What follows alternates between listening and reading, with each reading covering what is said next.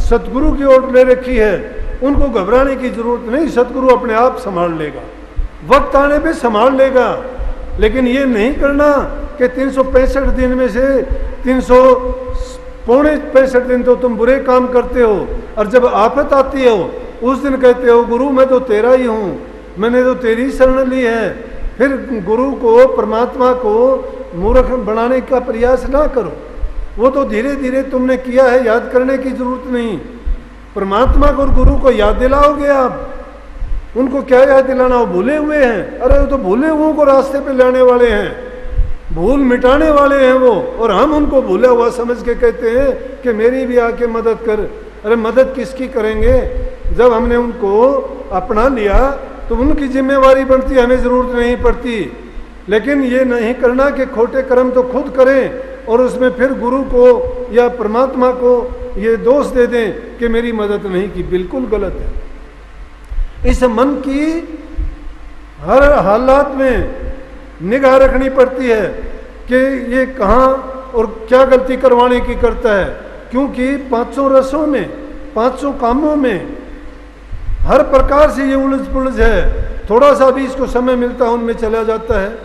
किस प्रकार से, एक बार एक राजा था, राजपाट को त्याग के उसकी समझ में आई कि दुनिया मिथ्या है, कि रोज़ाना लोगों को मरते हुए देखते हैं, कोई साथ नहीं जाता, लोगों को दुखी देखते हैं, कोई दुख नहीं बंटवाता, जिनके लिए जान देते हैं वो कोई किसी की परवाह नहीं करता। हम दूसरों के लिए, जिनके लिए अपना सब कुछ लौटा देते हैं, और वो फिर हमें वजन मान के हमारे से पीछा छुटवाना चाहता है। राजा ने इस तमाशे को देखा, अकेले राजा ने नहीं, हम भी रोजाना देखते हैं। ये जीव राजा समझो, ये रोजाना देखता है ये हालत। घरों में जो आज हालत गुजरती है उनमें देखते हैं हम सब के सब, भाई भाई का प्यार नहीं है, बाप बेटे का नहीं है, सास बहू का नहीं है।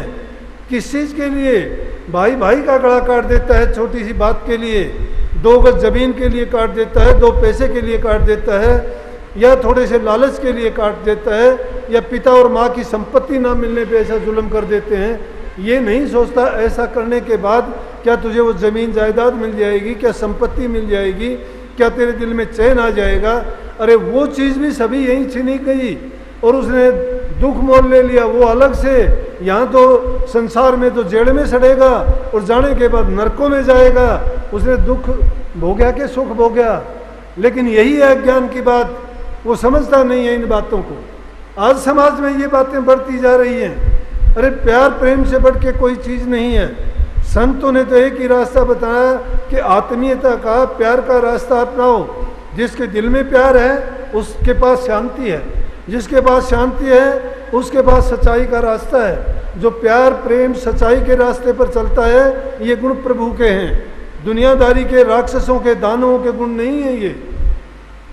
इन गुणों को जो अपना लेता है तो वो तो सुखी अभी हो जाता है, आगे सुख की याचना और कामना करने की क्या जरूरत। तो उस राजा ने भी सारी दुनिया का तमाशा देखा और तमाशा देख के उसने अपने जीवन को त्यागमय बना के और भक्ति करने लग गया। और उसने वो तप किया, उस तप के बल से जब इंद्र ने देवलोक से देखा कि मृत लोक में कोई राजा ऐसा तप कर रहा है और यही तप अगर वो करता रहा और इसमें पूरा उतर गया तो हो सकता है कि तेरे इसमें राज छिन जाएगा। इस भय से वो आया और उसने एक खेल खेला कि एक शिकारी का बहाना करके तीर कमान लेके उसके पास गया और कहने लगा कि महात्मा जी पानी पीना है। उसने कह दिया कि पी लो पानी, पानी पिला दिया। कहने लगा मुझे कहीं जाना है, मैं तीर कमान यहाँ रख दूँ आपकी कुटिया में। बोला अरे तीर कमान का मेरा क्या मतलब, क्यों रख दे, ले जा तेरे साथ। बोला कि मैं कहाँ लेके जाऊँगा, मैं जब वापस आऊँगा तो इसको लेता चला जाऊँगा। कहने लगा रख दे। उसने एक कोने में रख दिए। अब महात्मा रोजाना या तो प्रभु की भक्ति में लीन रहता था, अब रोजाना देखता है वो तीर कमान उसके सामने दिखाई देता है। अब मन का खेल देखो कि तीर कमान जब देखता है, राजा के पहले तीर कमान चलाया हुआ था, वो शिक्षा उसने ले रखी थी, शिकार भी उसने खेला था पहले के जीवन में। और जब तीर कमान को देखा तो उसके मन में ख्याल आया कि मैं देखूं क्या निशाना कभी अब भी लगा सकता हूं कि नहीं लगा सकता। उसने तीर और कमान को उठाया और कुटिया से बाहर आया उसने तीर को चला के देखा, वो निशाने पे लग गया। निशाने पे लग गया तो उसका शौक बढ़ गया और पुरानी प्रवृत्ति जो सोई हुई थी पुनः जागृत हो गई। इंद्र ने जो रख के जाना था वो अपने काम में कामयाब हो गया। उसको जरूरत क्या थी? एक आदमी जो सब चीजों को त्याग करके सिर्फ भगवान भक्ति में अपने मन को लगाया था, इस संसार के झमेले से बाहर निकल ही गया था, उसको कोई जरूरत नहीं थी। सब कुछ उसने जान समझ लिया था, तप का, त्याग का और सत्य का जीवन जिसने अपना लिया। और फिर उसने जो है वो मन को वो ही शक्ति दे दी। मन अब क्या करता है कि रोजाना उसको कहता है कि अब भी चल शिकार करने के लिए। वो धनुष उठाता है, रोजाना जंगल में निकल जाता है, शिकार खेलता है। कहाँ भक्ति करता था, कहाँ वापिस उसी झमेले में आ गया।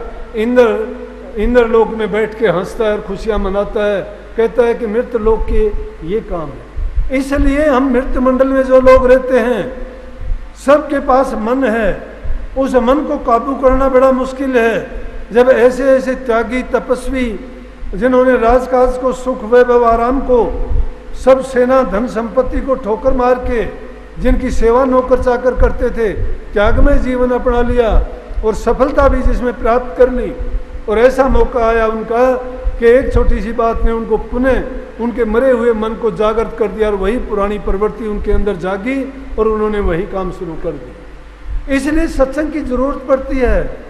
बार बार जो सत्संग में आते हो, इसीलिए कबीर साहब कहते हैं दर्शन कीजिए गुरा के दिन में 100 बार, आसो जा के मीजूं बहुत करें उपकार। कि गुरु के दर्शन बहुत उपकार करते हैं। जिस प्रकार से आसोज के महीने में बारिश हो जाती है, दोनों फसल उससे अच्छी बनती हैं। सामने की फसल भी पूरी हो जाती है और साढ़ी की गारंटी हो जाती है उसमें। इसी प्रकार से संतों के दर्शन से इस जीव के दोनों जीवन बनते हैं। इस लोक में तो रहते हुए वो सुखी रहता है और जब यहाँ से चला जाता है तो सदा के लिए मुक्त हो जाता है, दोबारा इस संसार में आना नहीं पड़ता। तो संतों के दर्शन से, उनके वचन के सुनने से क्या होता है कि मन तो दुर्बल होता चला जाता है, उसको रूह को ताकत मिलती है। इससे सोई हुई शक्ति जागती है। इससे सबके अंदर वो शक्ति है, लेकिन वो शक्ति सो जाने के कारण, क्योंकि नेगेटिव पावर एक्टिवेटेड है पहले से ही, पॉजिटिव शक्तियाँ इंसान की सोई पड़ी हैं, वो तभी जागृत होती हैं जब सतगुरु के माध्यम से गुरु नाम लेके भक्ति करने का तरीका जो सीखते हैं और जिन चीज़ों को निषेध गुरु कहता है उन चीज़ों को त्याग के हम नाम की कमाई करते हैं। नाम की कमाई करना संत मत ने इतना आसान इस युग में कर दिया कि स्वामी जी महाराज ने तो ये कहा कि इसको 8 साल का बच्चा भी कर सकता है और 60 साल का बूढ़ा भी कर सकता है। करने का शौक होना चाहिए। आज इस युग में देखते हैं, कह भी देते हैं कि स्वामी जी महाराज ने भी लिखा कि कलयुग कर्म धर्म नहीं कोई। अगली बात नहीं कहूँगा आगे जो कही कि कलयुग कर्म धर्म नहीं कोई। अरे कलयुग में आप कहोगे कि कर्म धर्म क्यों नहीं है? कर्म धर्म इसलिए नहीं है कि धर्म भी है और कर्म भी है। धर्म क्यों है? सब लोग धार्मिक दिखाई देते हैं। सत्संगों में देखो भीड़ मिलती है, मंदिरों में देखो मत्था टेकने वालों की भीड़ है, देवी के देखो और जितने भी धार्मिक केंद्र जितने बड़े हुए हैं लोगों की, जहाँ आस्थाएं हैं, कोई कमी नहीं है वहाँ मत्था टेकने वालों की, प्रसाद चढ़ाने वालों की, भंडारे लगाने वालों की। देखते हो कि कोई सिर पर चुन्नी बांधता है, कोई लाल फटके बांधते हैं, कोई टोपी ओढ़ के करते हैं, कोई सेवा के बिल्ले लगा के करते हैं, लेकिन मन नहीं बदलता किसी का भी। धर्म का काम करते हुए दिखाई देते हैं, कर्म नहीं बदला उनका। क्यों नहीं बदला? कि कर्म के रास्ते पे नहीं चले। गुरु ने कहा था कि कर्म को संभालो, कर्म को बदलो। जब तक तुम अपने इस कर्म के तरीके को नहीं बदलते हो तब तक संसारी हो। पलट जाना ही सत्संगी बनना है। जब तक हम हमारे अंदर बुराइयां व्याप्त हैं, जब तक हमारे अंदर ईर्ष्या निंदा है, जब तक हमारे दिलों में प्यार नहीं है, सुमरण भी नहीं कर सकते हम। सच्ची बात तो ये है। कुछ लोग तो आके यहाँ तक भी कह देते हैं कि मैंने उन महाराजियों से नाम लिया था, अब मैं नाम में बैठ जाऊँ, भूल गया मैं कहता हूँ क्या जानना चाहते हो आप? जिन चीज़ों के नाम लेना चाहते हो वो नाम मैं यहीं बता दूंगा। आध्यात्मिक मंजिलों के नाम जान के, उनकी धुनों को पहचान के क्या तुम पार उतर जाओगे? अरे वो तो करनी का भेद है। अगर तुम खुद अंतर में जाओगे नाम की कमाई करोगे, उन दर्जों में खुद जाओगे तो खुद पाओगे। ये कहने सुनने की बात ही नहीं है। जो बातें आपको बताई गई हैं वो भी प्रमाणिक रूप नहीं है, सिर्फ एक अनुमान बताया जाता है। जो आपको कही गई है वो अनुमान है। प्रमाण और यथार्थ तो सिर्फ ना तो इन आंखों से देखी जा सकती है। क्यों कहा कि वहाँ बिन पैरों का गमन है, वहाँ बिन आंखों के देखा जाता है, बिन हाथों के वहाँ काम किया जाता है, बिन जबान के वहाँ बोला जाता है। किसके गुण है ये शब्द के गुण है, ये सूरत के गुण है। सूरत की नहीं, ना कोई आंख है, अनुभव करती है वो, और जो चीज़ अनुभव करती है वो बताई नहीं जा सकती। इसीलिए जो बताई नहीं जा सकती उसको किसके द्वारा, योग के द्वारा पाया जा सकता है। और योग कौन सा आसान है? सूरत शब्द का योग आसान है। सूरत शब्द का योग किसका? अपने मन को रोकना है, और मन को रोकने के लिए एक आपको आदर्श की जरूरत है, और गुरु से बढ़ के कोई आदर्श नहीं होता। गुरु का आदर्श कब मान्य होगा? जब गुरु के नियमों को मानोगे और उनकी आज्ञा में चलोगे। इसीलिए हमारे शास्त्र इस चीज से भरे पड़े हैं कि गुरु की आज्ञा में ही रहिए, गुरु की आज्ञा में ही रहिए। गुरु जो माने सोई कहिए, हानि होए तो होने दीजिए। गुरु की बात में कोई किसी प्रकार का संशय ना करो। होना चाहिए गुरु पाखंडी नहीं। आज बड़ा पाखंड फैला हुआ है, गुरुओं की कमी नहीं है। जहाँ देखोगे गुरु ही गुरु है, क्योंकि गुरु का ना कोई सर्टिफिकेट है, ना कोई प्रमाण है, ना कोई डिग्री है। मन में आता है वही भेख बनाता है, दो बातें सीखता है और गुरु के नाम शुरू करवा देता है। जो खुद डूबा हुआ है, जो खुद अंधेरे में है, खुद अंधा है, वो दूसरों को क्या रास्ता दिखाएगा? वो खुद डूबेगा, औरों को भी ले डूबेगा। इसलिए ऐसे गुरु को खोजो जो खुद तिरा हुआ है, वो आपको भी त्यार देगा। खुद तिरे हुए की आप कहोगे पहचान क्या है? कुछ दिन का संग करने से आपको पता लगेगा। जब संग करोगे अपने आप उसका पता लगता चला जाएगा। जब अंदर में जाओगे, अंदर में जाते नहीं हो। जिसकी रूह काल के रास्ते चल देती है, उसको उल्टी उल्टी चीज दिखाई देनी शुरू कर देती है। गुरु उसको राक्षस नजर आता है, वो गुरु से झगड़ा करने की सोचता है, वो गुरु के बारे में बुरी बुरी बातें करता है। तो सोच लेना चाहिए कि उसके सिर के ऊपर काल बैठा हुआ है, उसकी सूरत गलत रास्ते पे चल रही है। अगर ऐसी चीज होती है तो उस जीव को भजन छोड़ देना चाहिए। अरे गुरु की शरण लेके अगर आपके अंदर ये शक्ति नहीं आई, ये ताकत नहीं आई, आप भले बुरे की पहचान नहीं कर सकते, आपने बुराइयां नहीं छोड़ी, माँ बाप की सेवा नहीं करते, दुखी जीवों पर तुम दया नहीं करते, जो तुम्हारे से होती है किसी की मदद नहीं करते, तुम मन से, वचन से और कर्म से तीनों प्रकार से किसी को कष्ट और दुख देते हो। मैं दावे के साथ कहता हूँ कि तुम्हें वो दुख होगा कि जब तुम्हें याद आएगी कि मैंने जो किसी को दुख दिया था, वो दुख आज मेरे अंदर इस प्रकार से निकलता है। क्योंकि संसार में नियम है कि जो इंसान करता है वैसा ही उसके पास लौट के आता है। अगर किसी का तुम भला नहीं करोगे, तुम्हारा भला कैसे होगा? अगर तुम टाइम पर काम नहीं करोगे, तुम्हारे उसके बदले में कुछ मिलने वाला नहीं है। इसलिए प्रेमियों, हमें क्या चाहिए कि हमारे आसपास घरों में हमें प्यार प्रेम रखना चाहिए, अच्छा बर्ताव करना चाहिए, जवान मीठी जबान बोलो, सबके इज्जत कदर करो, बूढ़े बुजुर्ग का, सबका। अगर कोई बुरा भी करता है तुम उसका बुरा करने की कोशिश ना करो, क्योंकि अगर तुम भी बुरा करते हो तो तुम में और उनमें कोई अंतर नहीं रह जाएगा। क्योंकि तुम अगर बुरा करोगे तो तुम्हारा भी तो कर्म बना, उस कर्म का भी तो परिणाम बुरा ही होगा। इसलिए बुरा जो करता है उसका बुरा तुम क्यों करते हो? जो बुरा करता है उसका करो। बुराई अगर देखते हो, अपनी बुराई देखो कि हमारे अंदर बुराई क्या है, उस बुराई को पहचानने की कोशिश करो, निकालने की कोशिश करो। वो निकालने से क्या होगा? खालिश हो जाओगे। और जब खालिश हो जाओगे, अगर कोई भी काम करना चाहते हो तुम, अरे जमींदार आदमी भी जब फसल बीज डालना चाहता है तो पहले उसमें हल चला के जो दूसरी झाड़ी झंखाड़ी होती है उनको निकाल देता है और फिर बीज डालता है। इसी प्रकार से हमारे हृदय में भी बुराई रूपी झाड़ी झंखाड़ियाँ जो खड़ी हैं, उनको जब तक हम बाहर नहीं निकालते हैं, वो बुराई और पाप कर्म जब तक नहीं निकालते हैं, तब तक नाम उसमें नहीं ठहर पाएगा।